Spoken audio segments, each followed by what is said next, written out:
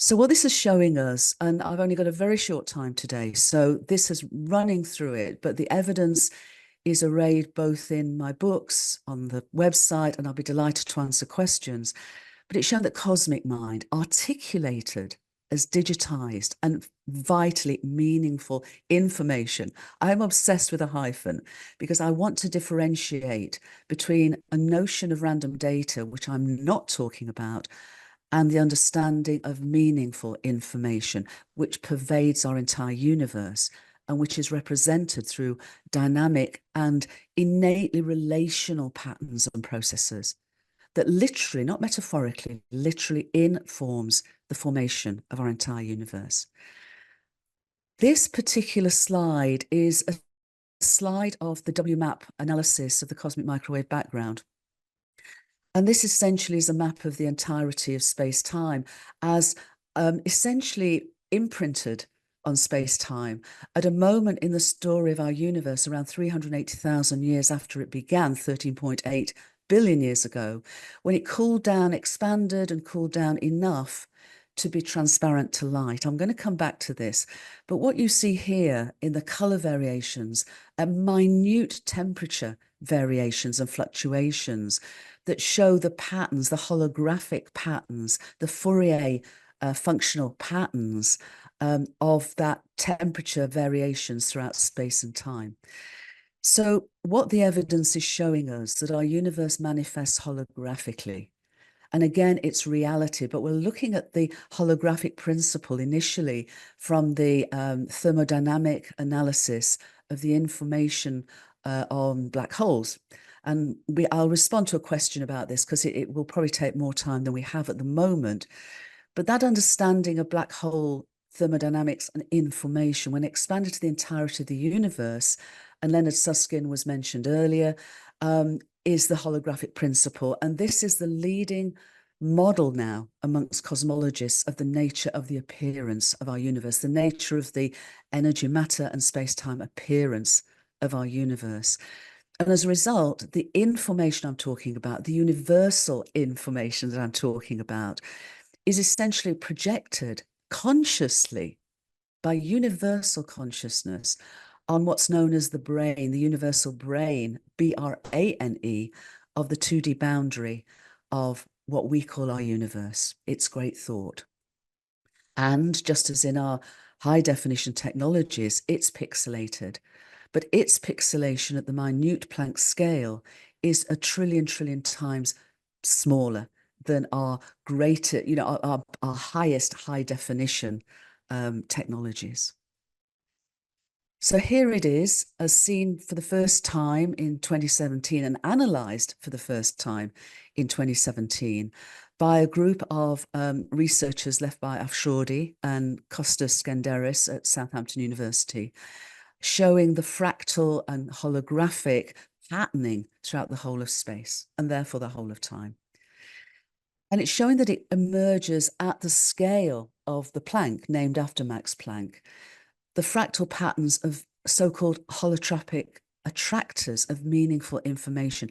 These underpin their appearance, which I'll go on to show, but the Planck length is minute. You can see the dimensions here, but these are human dimensions. The point around the Planck is that it's not necessarily a human dimension, a human measurement. Planck measurements and Planck scales of length and mass and time, and in fact energy, fall out when we bring the laws of physics together. And so, for example, a Planck length is the length of which a beam of light travels in one Planck time. Doesn't matter what that Planck length is measured in or what that Planck time is measured in, it relates to the speed of light as a universal constant. And therefore the Planck measures, although we measure them in what we're familiar with, meters, kilograms, seconds, nonetheless fall out as normalized, unitive, cosmic, universal measures. And any species who is able to undertake the sort of science that we do would likely come across these Planck understanding and pixelation of reality at some point. We see these fractal patterns at all scales of existence, literally from atoms where electrons structure fractally when an element changes, from example, from an insulator to a metal. We see them in the shapes of clouds. We see them in the shapes of mountain ranges and coastlines and river systems. We see them at planetary, at solar system levels.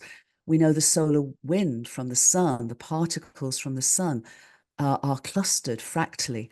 We know and can measure them in terms of galaxies and in terms of vast clusters of galaxies. We see them through the systems of our planetary home Gaia, and we see them throughout evolutionary processes.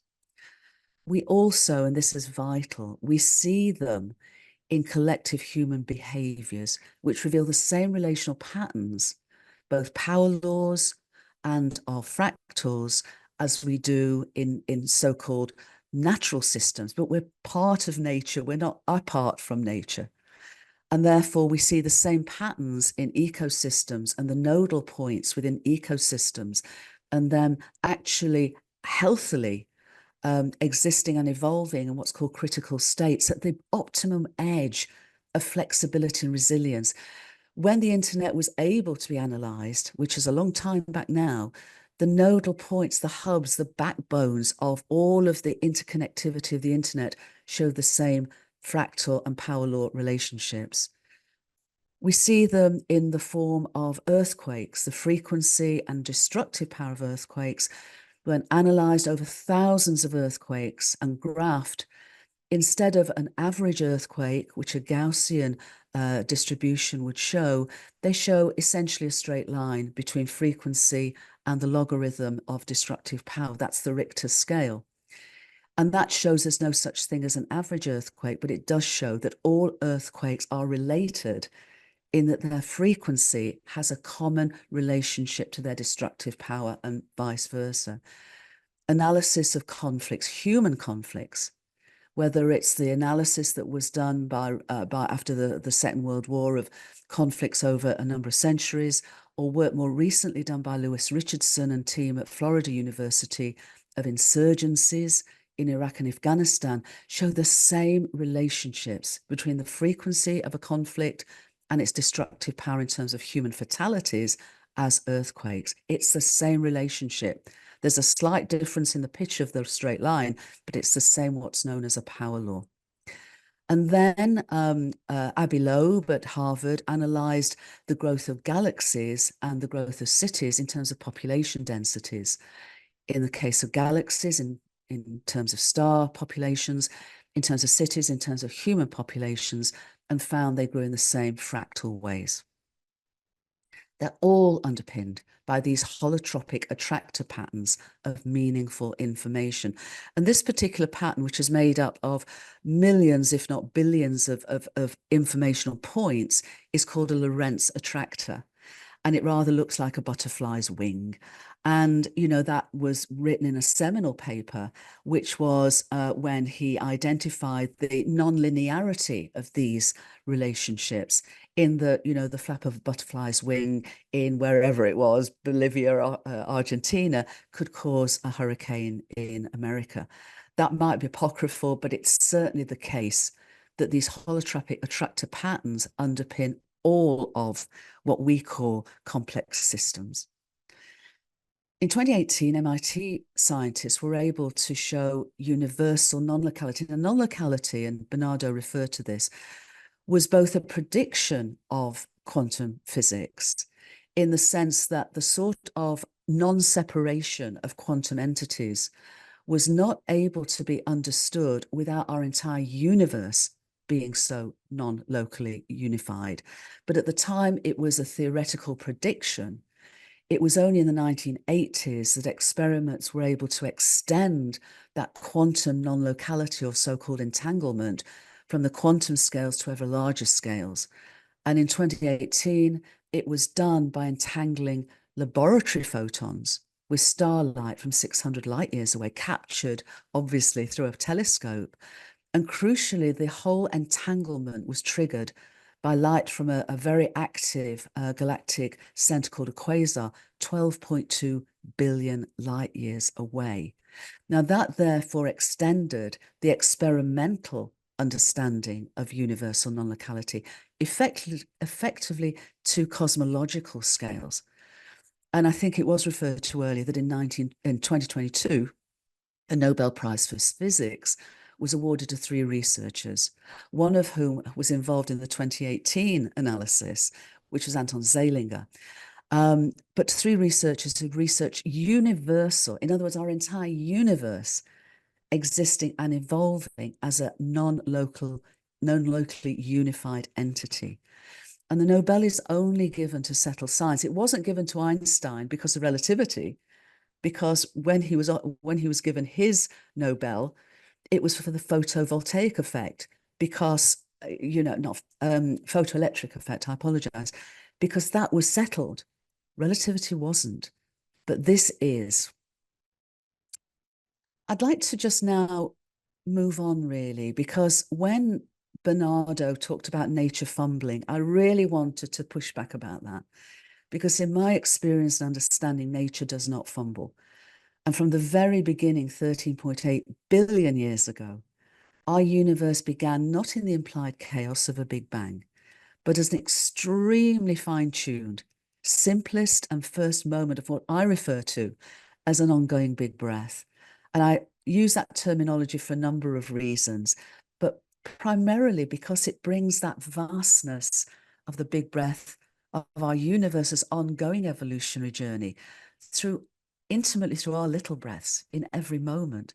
The ancient Indian word for breath is prana, which is also the word for spirit. So there's many, many correlations, but basically also our universe was seen as an exhalation, an out-breath of Brahman. So again, this new understanding and the evidence that it's providing is really coming back to an ancient understanding of a universe that meaningfully exists. I would add to that a much later perspective of evolutionary purpose that I'll come to. But because of that ability, because of that Planck scale, extreme fine-tuned order, it essentially embodies the possibility, the potential to evolve from simplicity to ever greater levels of complexity, an individuated self-awareness, which I would suggest the terminology of differentiation rather than disassociation. And I absolutely appreciate what Bernardo is saying in the sense that, that individuated self-awareness offers us an incredible opportunity to experience what that means, but adds to the universe's evolutionary impulse and journey, because our universe's non-local unity means that it spontaneously is aware. This great mind, this great thought that is our universe, and its all-pervasive awareness consciousness means that it understands itself in its wholeness whilst expressing itself in its diversity and its evolutionary diversity. We also now know, and this again correlates with both ancient wisdom teachings, certainly the Vedic tradition of the primordial Om, but also, as Bernardo referred to in the Bible, it talks about in the beginning was the Word. We now know that beginning in such a minute but also incredibly hot state, our universe was not transparent to light for its first 380,000 years, but it was transparent to sound. And the best modeling we have of that very early epoch suggests that indeed there was a trinity, a chord of harmonic wavelengths, as it were, of sound that reverberated through that early universe and essentially shepherded the first energy and matter that would become stars hundreds of years later. And then in stars, in stellar nucleosynthesis, was the ongoing, through generations of stars, hydrogen and helium to all 94 natural elements. And there's some incredible examples of how from that very beginning, for example, there was an exact mix of hydrogen and helium, not just hydrogen, the simplest element from the beginning, but 75% hydrogen, 25% helium, because in its neutrality, helium would stay stable for several 100 million years until the first stars were formed.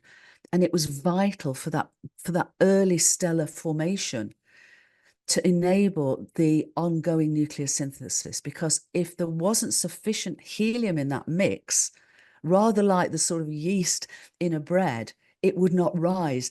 If there wasn't sufficient helium from the very get-go, when then it came to helium synthesizing to more complex elements, to carbon and then onwards, it would not have happened. The harmonic resonances required were too fine-tuned.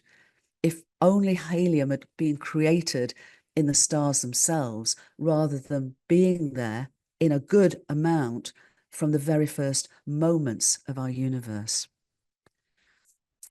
There's a wonderful story here that goes through generations of stars, galaxies, black holes, very early, much earlier black hole formation than had hitherto been thought of.